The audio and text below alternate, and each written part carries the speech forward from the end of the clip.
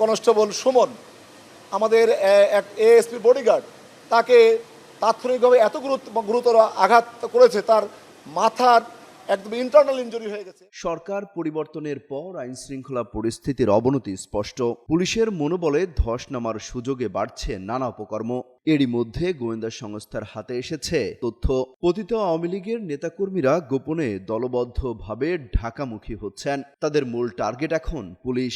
দেশের আইন শৃঙ্খলা রক্ষায় নিরলসভাবে কাজ করা পুলিশ বাহিনীর মনোবল ভেঙে দিতে উঠে পড়ে লেগেছে ফ্যাসিস্টের দোসররা।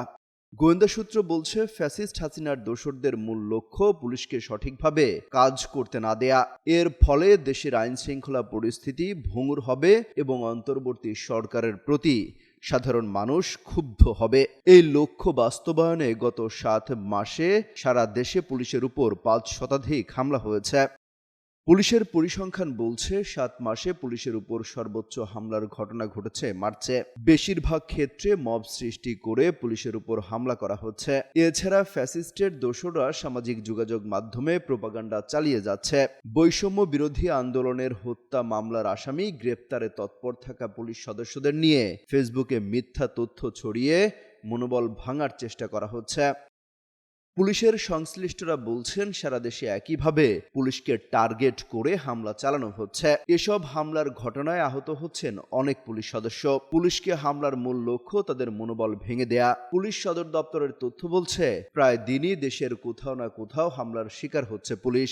গত 7 মাসে পুলিশের উপর হামলার ঘটনায় মোট 322টি মামলা হয়েছে।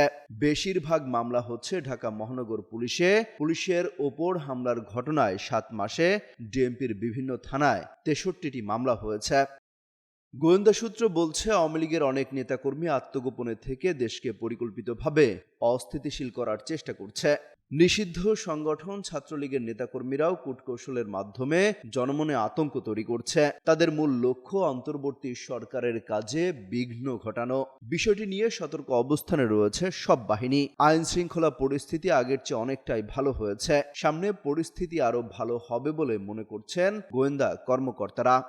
পুলিশের বিভিন্ন পর্যায়ের সদস্যদের সঙ্গে কথা বলে জানা যায়, মাঠ পুলিশে দায়িত্ব পালনকারীদের মধ্যে বিরাজ করছে মব আতঙ্ক।